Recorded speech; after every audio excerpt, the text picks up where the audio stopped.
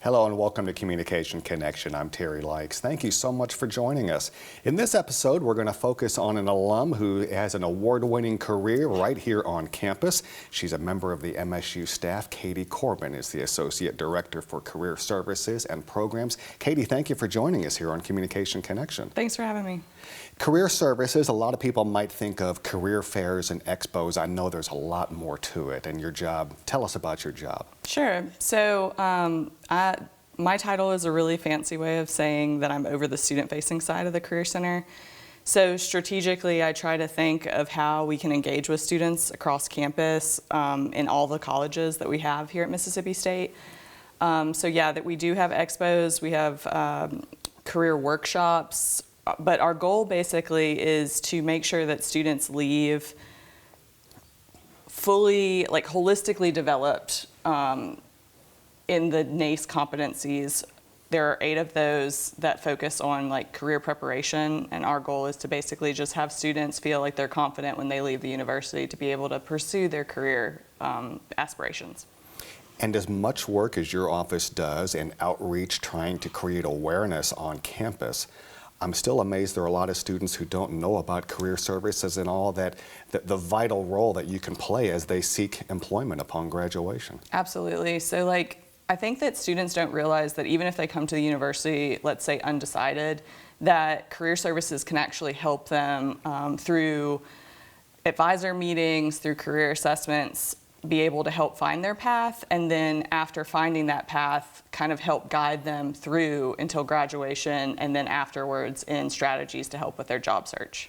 And so there are a lot of things such as mock job interviews and resume workshops and other resources that you provide for students on campus. Yeah, 100%. We have an event that we hold before every expo called Resume Blitz, and ultimately any student on campus can come and they have a 15-minute resume critique.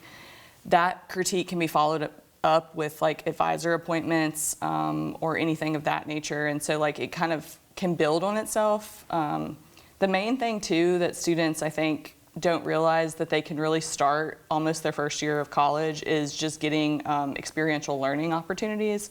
So doing internships, finding volunteer work, things that will help build those transferable skills are all things that students can really start almost their first semester here at Mississippi State. Do you have to be a student to access career services, or can you be an alum, or is there someone in the community who needs employment resources? So our website is available publicly, so anyone can access that. In order to utilize our services in the office, so advisor meetings, critiques of that nature, you do have to be a current student, or you can be an alumni within 3 years of graduating. Okay. You are, speaking of graduating, a proud graduate of our public relations program within the Department of Communication.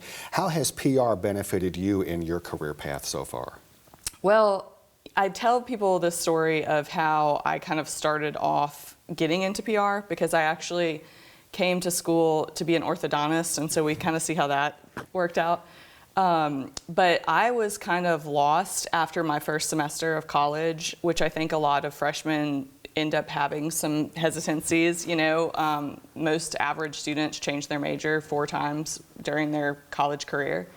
And so when I was in that place, I actually ended up going to the Career Center kind of because I'd heard of it in passing at orientation and decided to go. So went to the Career Center, had a meeting, had some career assessments, and that's the first time I ever learned about communications in general. I didn't know that it was a major when I first got here. And so that kind of changed my whole trajectory. I ended up going and meeting with Dr. Ford, and Dr. Ford told me about PR, and I was like, that's kind of what I want to do, and then ended up getting very involved in the college or the department as I went through college, was on the advisory council for arts and sciences representing communication.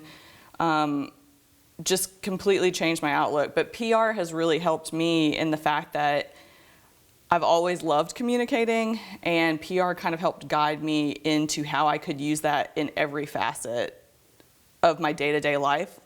And I think the other thing that it really helped build a passion for was I really loved production classes. I got very in the weeds with InDesign, and that has really actually carried on through my career, as well as being in my previous role and even in my current role. I've taken over marketing communications for our Career Center. And so being on the design part and the marketing planning, communication plans, like all of that, my PR classes helped, guide me. And I still use Hank Flick's interviewing class, changed my life. And so I tell people that if I could interview for a hobby, I would. And I think it all is attributed to the education I got through the program. And you kind of alluded to this, but before your job in career services, you worked in student affairs on campus in marketing communications. So certainly putting those PR skills to use. For sure, 100%. Yeah, communication plans. In student affairs, the marketing department sits under the vice president's office, and so it serves all 20 plus departments that are under student affairs. So it was really great experience to learn how to tailor your product and your communications to different audiences. And all the audiences were students, but there's different messaging. And so the way that you do that really helped. What helped me was learning that in PR through case studies and stuff about how to approach different situations with different lenses. Well, you certainly have a diverse portfolio, and one of those is a master's degree in counseling education. So a little bit of a sidebar there, but enhancing that portfolio and getting another degree while you work here on campus. Yes, sir. So after I graduated the PR program, I still was kind of unsure of what I wanted to do. I knew that I loved communications, but so I ended up going and doing the Disney College program for 8 months. And while I was at the Disney College program, I had started applying for jobs on university campuses and wasn't really getting a lot of return messaging. And so when I decided that I wanted to go back to school, I just had connections here that kind of pointed me to counselor education, because that was the closest thing we had to student affairs at the time. And I just knew that I wanted to work on a college campus the rest of my life. So that kind of is what led me into doing that master's degree. And it really kind of helped shaped, because then my first job out of school was I was the coordinator for student activities at the W, about 30 minutes away. And that kind of, I did that for about 2.5 years. After 2.5 years is around the time when Mississippi State started posting a lot of communication coordinator positions. And so I kind of hit it at the right time in terms of that, communication started becoming more prominent in higher education for department specifics. And so I ended up getting my job in admissions as the communication coordinator, and that kind of helped mold two things together that I didn't even know that I could mold together. And so it was just a really great opportunity for me to take both of my degrees and put them to use in one position. And so that kind of started off to get me where I am today. Well, another way you've put all of these degrees and experience to work is with the department growing, and most recently adding an online degree in public relations. We've lured you in to teach for us. So Yep. We have a new course, or relatively new in the last couple of years, called Public Relations Multimedia, and we needed to be able to offer it online. And with your full-time job on campus, you've been able to help us in that regard. How have you enjoyed teaching? It has been different. I actually really do enjoy interacting with students. I think teaching an online class that is asynchronous and that students are responsible for, it comes with its challenges.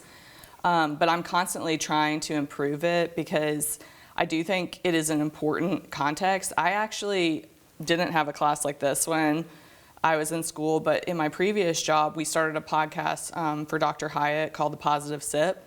And when starting that, I basically taught myself how to make a podcast and use that knowledge to help educate my staff on it. And that podcast has run multiple seasons. I think she's about to record another season for it. And so I think that my approach to teaching students is kind of in a way where I can give them the knowledge, but also showcase how they can continue to educate themselves using the tools that are at their disposal on, online or whatnot. But I think that that's kind of the most important thing, is like trying to give them the tools to keep educating themselves if they become passionate about it after making their first episode. Well, we're going to brag on you a little bit. Several awards in recent years. You've won in 2020, the Cowbell Well Program Award recipient, and 2 awards in 2018, including the Zacharias Distinguished Staff Award. So that's quite an honor. Yeah, it is. I joke around with people that I peaked in 2018. I had a really good year in 2018. I had come into my position, before my position in career services, all of the jobs I had had since graduation were jobs that were brand new. So I kind of had this MO of like creating jobs from their foundation and building them up.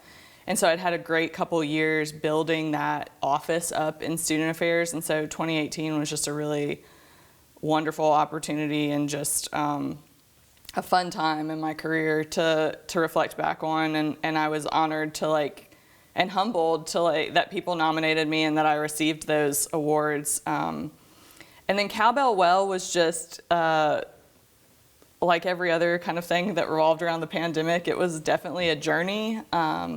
I'm really proud of the work our office did for the campus and for the community. And I think it was definitely a showcase of the team for that award to be given to that program, for sure. Taking all of this experience that you've been able to gain over the years with several jobs and several degrees, what advice do you like to pass along to students? You interact with a lot of students either through your class or through career services. Yeah, I think the main thing that I really like to tell students is try to grab all the opportunities that are given to you, right?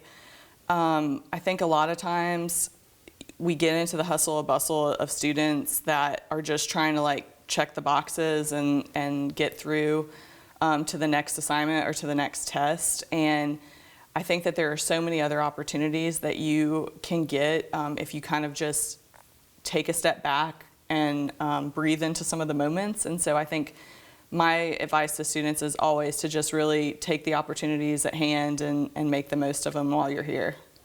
Well, maybe you can post this episode online and have your students watch this as part of the class and create a better awareness for it as well. Yeah. Well, Katie, thank you so much for joining us. Our guest has been Katie Corban here on Communication Connection. It's been a real pleasure having you and hearing about all of the great things going on, not only with your career, for which as a department we're very proud, but all the great things you're doing on behalf of the university. So thank you for joining us.